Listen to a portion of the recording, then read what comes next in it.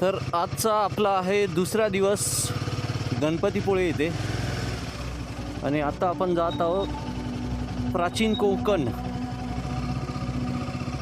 ते बघण्यासाठी. तर आपल्याला आता 15 मिनिटावर आहे प्राचीन कोकण, तर तिथे जाऊन बघूया. त्यानंतर आपला प्लॅन आहे की आपण आज जाणार आहे लाईट हाऊस बघण्यासाठी, आरेवारे बीच, आणखी त्या साईडला जेवढे काही स्पॉट्स आहेत ते स्पॉट्स एक्सप्लोअर करण्यासाठी. रत्नागिरी काय आणि कोणतं दुसरं गाव काय, गाव साईडला आल्यावर फिलिंग जी आहे ती काही वेगळीच असते. असं वाटतं इथून जायलाच नको. आमचा कालचा एक दिवस कसा गेला आम्हाला कळलंच नाही.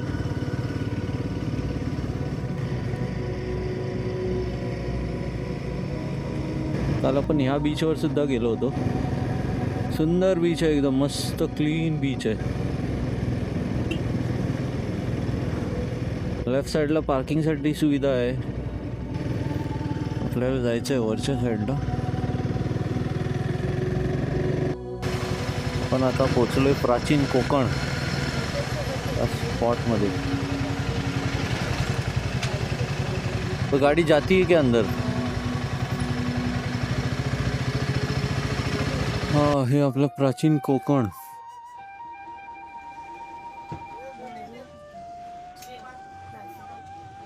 इथे आहे तिकीट काउंटर. तिकीट काउंटरवरून तिकीट घ्यायचे आणि इथे बाजूला आहे वेटिंग एरिया. वेटिंग एरियामध्ये जाऊन थांबायचं 10 मिनटं. 10 मिनटाच्या आतमध्ये आपल्याला गाईड भेटेल. आताच आपल्याला स्मृती भेटते.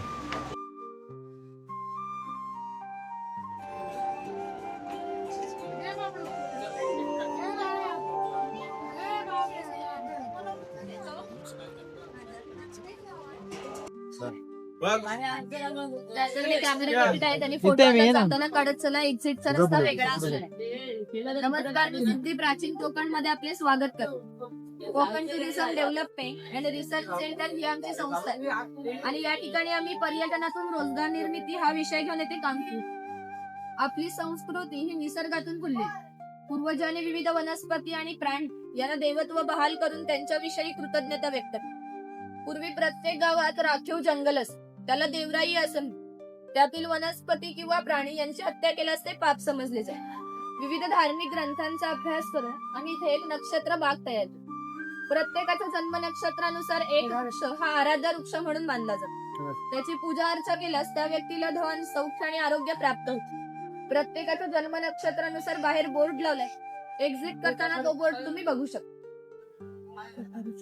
पण यांना पवित्र मानतात, तसेच त्यांना दीर्घायुष्याची प्रतीक मानलेली.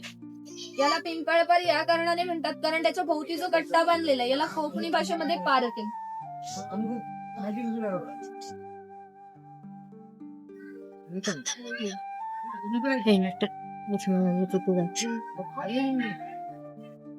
हा शिलालेख आहे.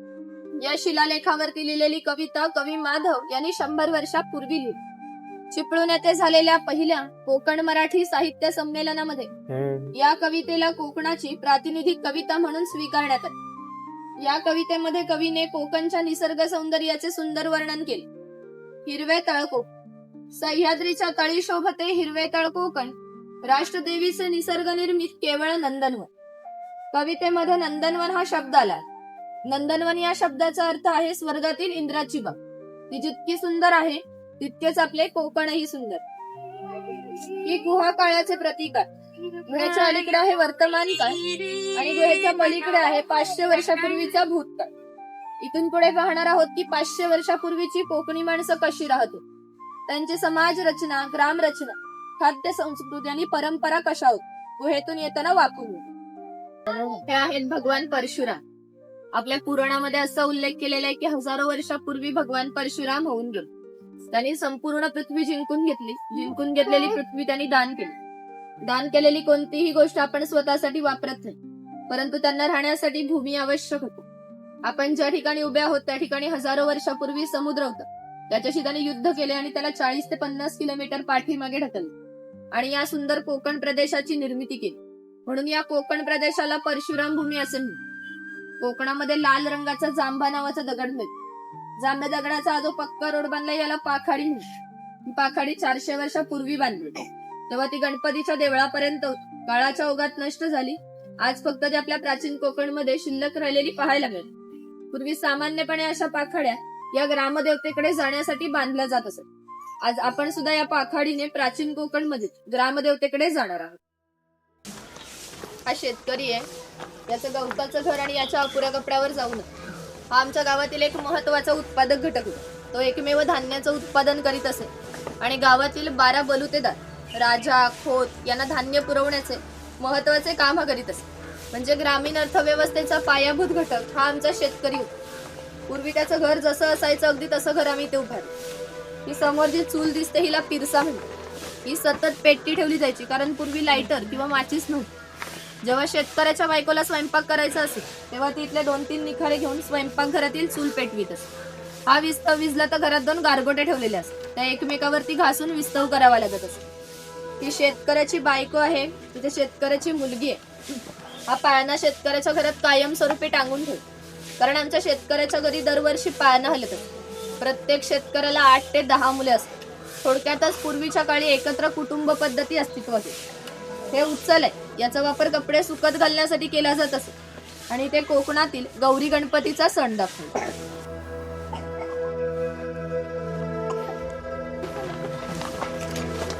हा कुंभार आहे. गावातील मातीशी संबंधित सर्व कामे कुंभार करीत असत. म्हणजे गणपतीचे दिवस आले की लाल मातीचे गणपती तयार करणं, उन्हाळा आला की मातीची मडकी तयार करणं, दिवाळीच्या वेळेला पंट तयार करून प्रत्येकाच्या घरोघरी नेऊन पोहोचवण्याचे काम कुंभार करीत असत. एखाद्याचं घर बांधायचं असेल तर तो त्याच्या घरी जाऊन कौले तयार करून देत असत. हे सफेद रंगाचे जे मडके दिसते हे माडी काढायचे मडके. कोकणामध्ये नारळाची झाडे भरपूर प्रमाणात आहेत. त्यांना नारळ येण्यापूर्वी पोळी येते. त्या पोळीला आडवा काप दिला जातो. बाजूने विशिष्ट प्रकारचा झाडपाला लावला जातो. तो पाला आतील माडी शोषून घेतो आणि ही थेंब थेंब गळणारी माडी मडके वरचेवर लावून त्यामध्ये साठवली जाते. काळाच्या ओघात 12 बलुतेदारांचे व्यवसाय हे नष्ट होत चालले, परंतु माडी काढण्याचा व्यवसाय हा अजूनही व्यवस्थित चालू आहे. निवासी लोक राहत असतात, त्यामध्ये भिल्ल आणि कातकरी या 2 जातींचा समावेश आलेला होता. त्यातील कातकरी समाज दाखवतो. इथे हे कोकमचं झाड आहे, त्याला जी फळे येतात यापासून कोकम सरबत आणि कोकम आगळ तयार केले जाते. त्याच्या बियांपासून तेल तयार केले जाते. त्याचा उपयोग बैलाची तंत्रिकमध्ये केला जातो आणि त्याच्या फळाच्या सालीपासून आमसूल तयार केले जाते.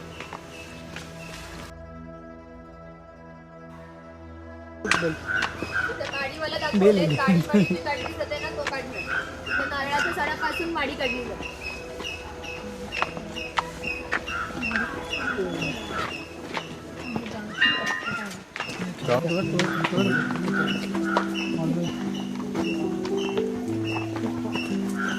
हे ग्रामदेवतेचं मंदिर आहे. पूर्वी धार्मिक संस्था गाव नियंत्रित करीत असतात. गावातील गावकरी येथे एकत्र येत असतात. जर गावात 2 व्यक्तींची भांडणी झाली तर संपूर्ण गाव येथे एकत्र येऊन गावप्रमुख त्यांच्यासमोर न्यायदान करीत असतात. आणि हे एक महत्वाचे वैशिष्ट्य म्हणजे जगभर अशी प्रथा आहे.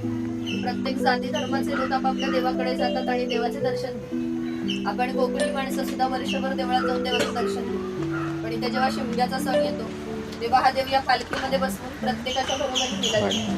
म्हणजे कोकणी माणूस आणि देव यांचं नातं इतक्या जवळचं आहे की आपल्या एकमेकांकडे येणं जाणं. या देवीचं नाव वाघजाई आहे. हे नाव आम्ही जाणीवपूर्वक ठेवतो, कारण असं म्हणतात की निसर्गामध्ये वाघ आहे तो निसर्ग समृद्ध असतो. 500 वर्षापूर्वीचा निसर्ग सुद्धा असाच समृद्ध होता. त्याला आमच्या भावविश्वामध्ये दैवत्वाचं स्थान. आपण कोकणी माणसं वड, पिंपळ, साप यांची पूजा करतो, म्हणजे आपण निसर्गपूजक माणसं. म्हणून देवीचं नाव सुद्धा प्रत्यक्ष निसर्गाशी संबंधित असंच ठेवले वाघजाई. आणि जेव्हा देवळामध्ये जातो तेव्हा देवळातील गुरव लोक आमच्यासाठी प्रार्थना करतात. त्याला आम्ही गारणं असं म्हणतो. आपण तुमच्यासाठी सुद्धा ते गारणं घालू. आज जवळ मुद्दल आणि ते ऐका.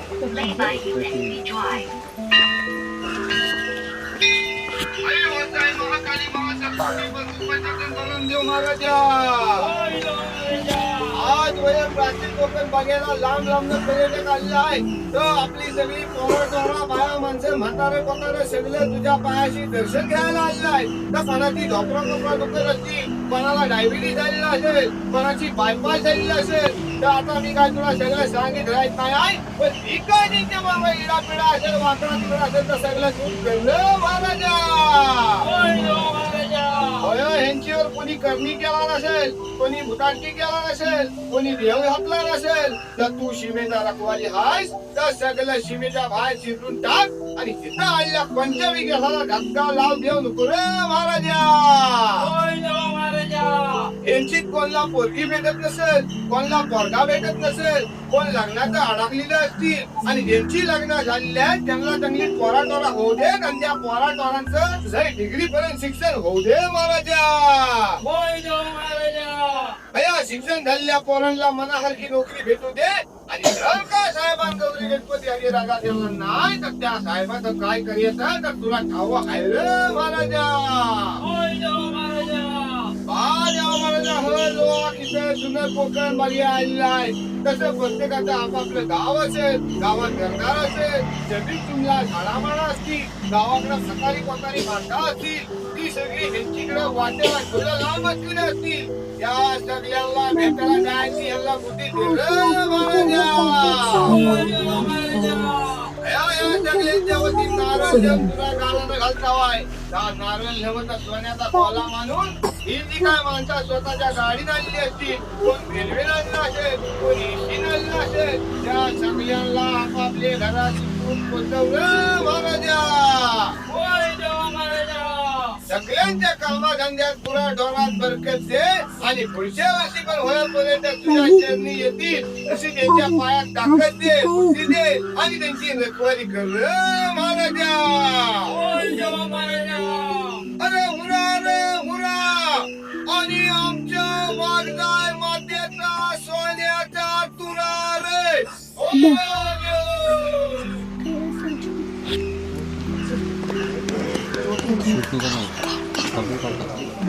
इथे काही पारंपरिक वाद्य, लाकडी ढोल आणि मातीचे ताशे आहेत. ताशांचा खालील भाग हा मातीपासून बनवतो. हे ताशे 110 वर्षापूर्वीचे जुने वाजवणारे कसबी असतील तर यांचा आवाज 1 ते 2 किलोमीटर पर्यंत जातो. पूर्वी याचा वापर हा धार्मिक कार्यात तसेच संदेश वहनासाठी केला जातो. हा चव्हाटा देव असं म्हणतात की कोकणात भूत तर कोकणवासियांच्या शिक्षणाकडे झालं त्यांच्यावर नियंत्रण होतं. म्हणून सुट्ट्याच्या वेळेला याला गाराणे घातले जाते, तसंच पशुबळी सुद्धा दिले जाते. आणि हे विरगळ आहे. वीरगती प्राप्त लोकांचे प्रतीक चिन्ह मानले जाते.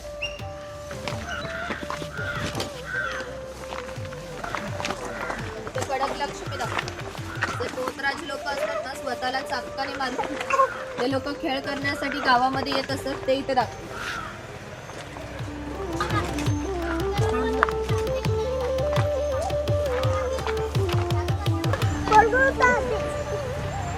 हा इथे कोळी समाज आहे. कोळी समाजाचे लोक समुद्राच्या इतके जवळ राहतात की समुद्राच्या भरतीचे पाणी यांच्या घराला लागून जातं. एवढी छोटी होडी घेऊन हे लोक 8 ते 10 तास खोलवर समुद्रामध्ये मासेमारी करतात. कधी कधी समुद्राच्या उसळणाऱ्या लाटा या त्यांच्या होडीपेक्षाही मोठ्या असतात. तरीही हे लोक कुशलतेने होडी वल्लवतात आणि पहाटेच्या वेळी परत येतात.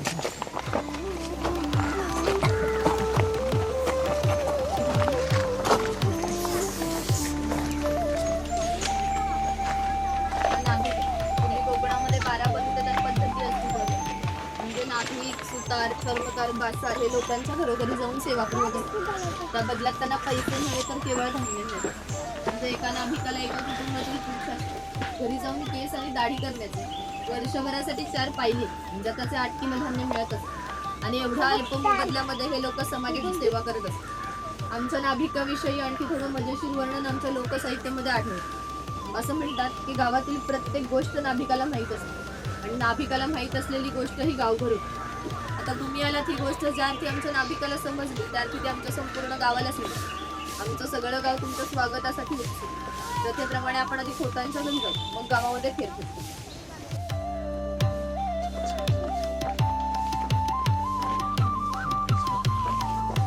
हे खोत आहे.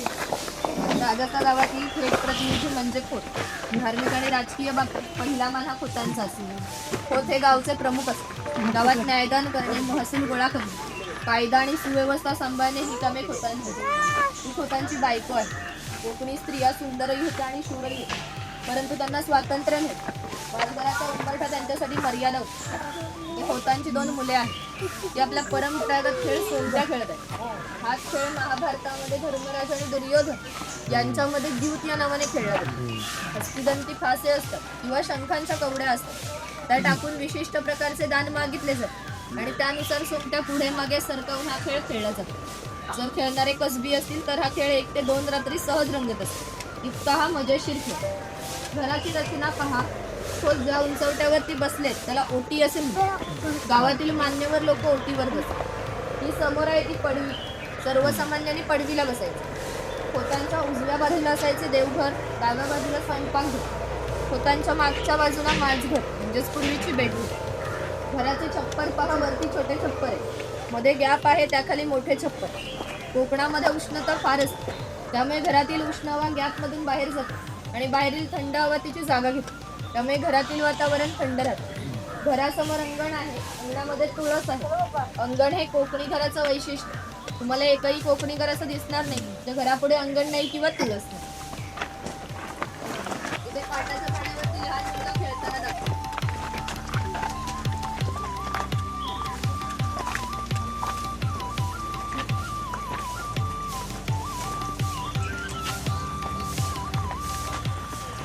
हा चर्मकार आहे.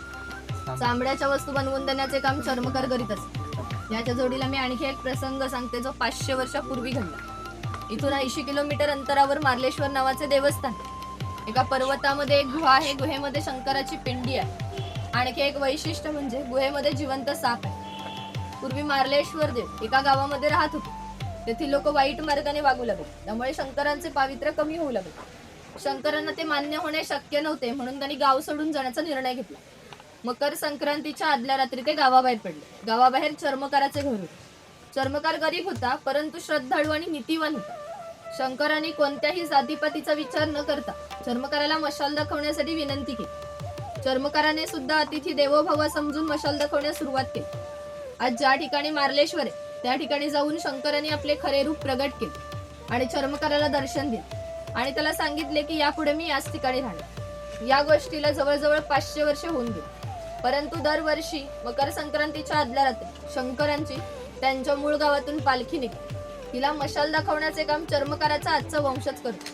म्हणजे मार्लेश्वर हे असे देवस्थान आहे जिथे कोणत्याही प्रकारचा जातीभेद मानला जात नाही.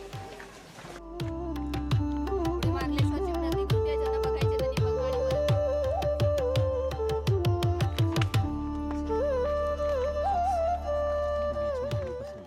परत. हा सोनार आहे. सोनार हा गावातील महत्वाचा घटक आहे. गावातील महिलांना तसेच विविध देवतांना लागणारे दागिने बनवून देण्याचे काम सोनार करीत असते. याच्या अप्रतिम कलाकुसरीमुळे याच्या दागिन्यांना जगभर मागणी होती. शिमगा, नवरात्र आणि अन्य वेळेला ग्रामदेवतेला दागिने घालण्याचा मान सोनाराचा असतो.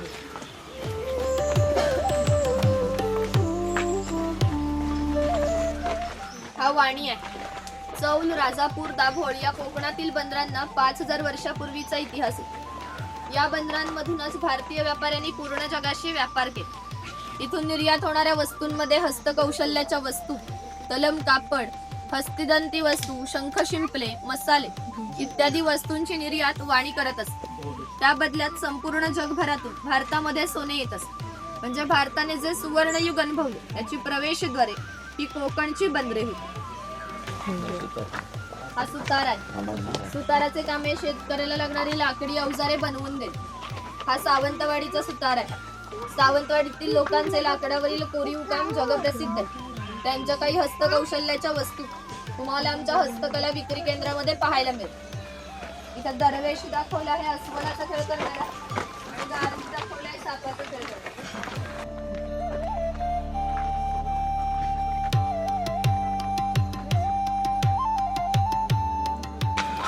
हा लोहार आहे. शेतकऱ्याला लागणारी लोखंडी अवजारे बनवून देण्याचे काम लोहार करीत असतात. उदाहरणार्थ कोयती, कुऱ्हाड, नांगराचे फाळ. 500 वर्षापूर्वीची कोकणाची राजकीय स्थिती अस्थिर होती. इथले बरेचसे लोक सैन्यामध्ये होते. त्यांना लागणाऱ्या लोखंडी ढाली आणि तलवारी बनवून देण्याचे काम लोहार करीत असतात. याचे वैशिष्ट्य म्हणजे अजूनही कोकणात खोत आणि मराठा यांच्याकडे काहीशे वर्षापूर्वीच्या तलवारी. दर दसऱ्याला त्यांची पूजा केली जाते. हा तेली आहे. पूर्वी कोकणी माणसं आपल्या जेवणामध्ये खोबरेल तेलाचा वापर जास्त प्रमाणात करीत असतात. शेतकरी आपल्या बागेतील खोबरे स्वतः तेलाकडे घेऊन जात असे आणि तेली त्याच्या देखत त्याला तेल पाडून देत असे. हा तेलाचा घाणा याला खुंट म्हणतात. यामध्ये सुके खोबरे घातले जातात. हे जे उभे लाकूड दिसते त्याला लाट म्हणतात. या लाटेला आडवे लाकूड अशा तऱ्हेने बांधले जाते जेणेकरून लाट उभी राहते. इथे जोखडाला बैल बांधला जातो.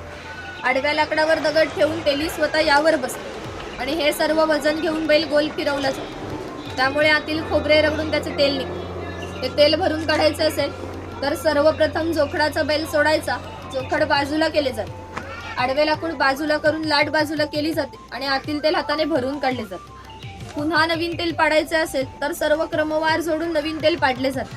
म्हणजे पूर्वी तेलाला पसा ते 1.5 पसा तेल काढण्यासाठी 1 ते 1.5 तास मेहनत घ्यावी लागत असते. हा बुरुड आहे. पूर्वी प्रत्येक व्यवसाय हा जातीनिहाय होता. व्यवसाय निवडीचे स्वातंत्र्य नव्हते. म्हणजे प्रत्येकाला आपापल्या जातीचा व्यवसाय करावा लागत असे. बांबूच्या वस्तू बनवून देण्याचे काम बुरुड करीत असे. ती कणगी तयार केलेली ती घरी नेऊन त्यामध्ये धान्य ठेवून बाहेरून शेणा मातीने लिंपून घेण्याचे काम शेतकऱ्याचे असते. अशी श्रम विभागणी केलेली होती.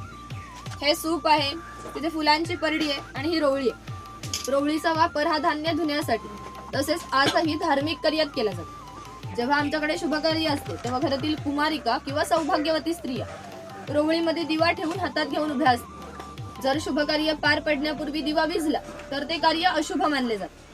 अजूनही आमच्या चाकरमान्यांचे जर मुंबईला लग्न असेल तर रोवळी गावावरून मुंबईला पाठवतात. घरामध्ये दगड मातीच्या वस्तू असतात. इथे ही जातणी आहे. हे जे जातणी सारखे दिसते त्याला गिरट म्हणतात.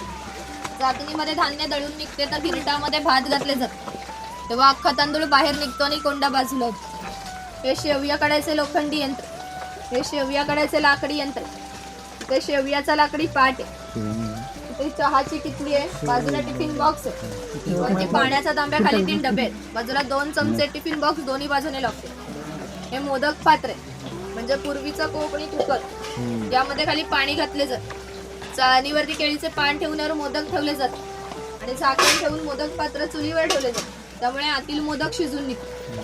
हे पुरण यंत्र. यामध्ये शिजवलेली डाळ घातली जाते आणि रॉड दोन्ही बाजूने उलट सुलट फिरवले जाते. त्यामुळे आतील डाळ वाटून निघते. तसं गोड पुरणपोळ्या बनवल्या जातात. हे लाकडी चमचे आहेत आणि ही दगडी उखळ आहे. यामध्ये पूर्वी भाताचे पोहे मुसळाच्या सहाय्याने काढले जातात. यावरून तुमच्या लक्षात येईल की पूर्वीचे जीवन हे किती कष्टमय होते आणि हजारो वर्षे ते या पद्धतीनेच जगले गेले.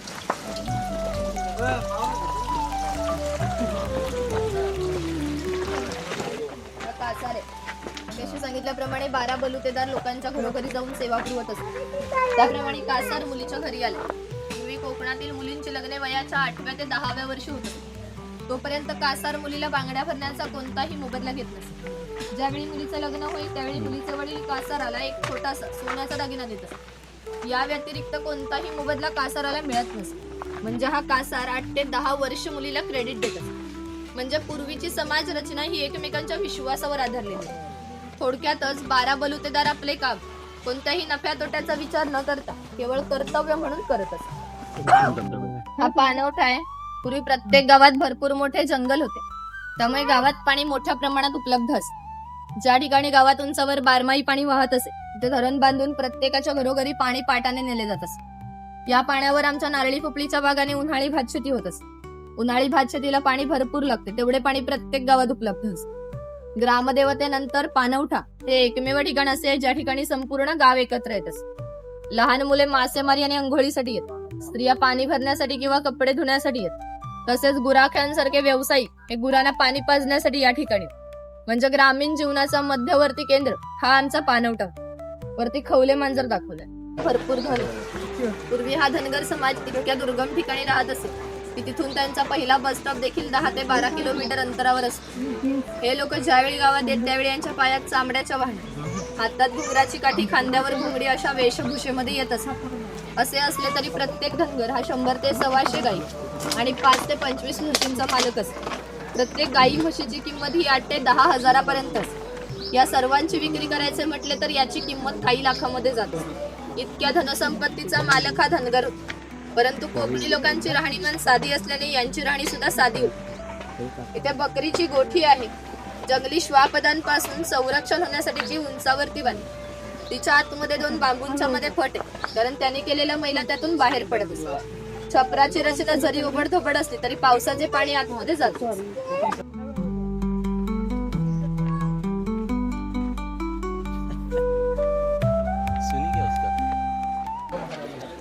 हे खैराचं झाड आहे. याच्यातील लाल रंगाच्या खोडापासून कात तयार केला जातो. तो पानामध्ये घालतात ना लाल रंगाचा कात. अंदर अंदर का झाड कात भेटली आहे. कात तयार करण्यासाठी खैराचे झाड पूर्ण तोडले जाते. त्याच्या आतील भागांचे छोटे तुकडे केले जातात. ते तुकडे पहिल्या 4 मडक्यामध्ये पाण्यासोबत उकळवले जातात. जो लाल रंगाचा पाक तयार होतो तो 5व्या मडक्यामध्ये पुन्हा विशिष्ट तापमानामध्ये उकळवला जातो. तो पाक सावलीमध्ये सुकत घालून त्याच्या छोट्या वड्या पडल्या जातात. कात तयार होण्याच्या प्रक्रियेला 3 ते 4 महिने लागतात. इथे मचाण आहे. पूर्वी अशा प्रकारची मचाणे प्रमुख बंदरे व खिंडीच्या ठिकाणी फार मोठ्या भूप्रदेशावर लक्ष ठेवण्यासाठी उभारली होती. त्यावरून 10 ते 12 किलोमीटर पर्यंतचा भूप्रदेश दिसायचा. तुम्ही वरती जाणार असाल तर एका वेळी 3 जण जाऊ शकता. इथून झालं की इथे हस्तकला विक्री केंद्र, ते कोकणातील खाद्यपदार्थ, मसाले, लाकडी खेळण्यात काय खरेदी. ही आहे इथली मचान.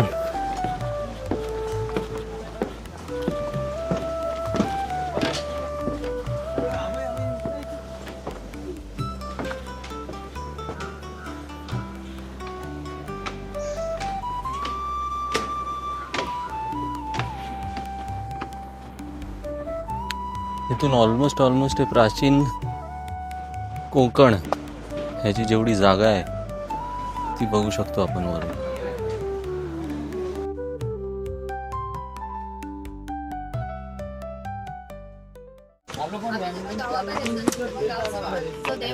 याला आम्ही राखणदार असे म्हणतो.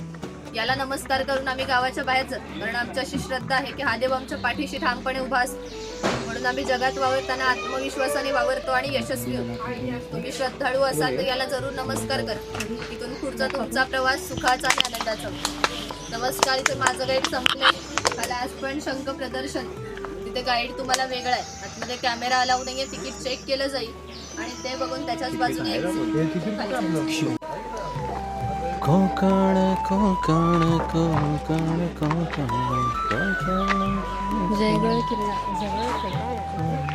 हा. प्राचीन कोकण फिरून आपलं झालेलं आहे.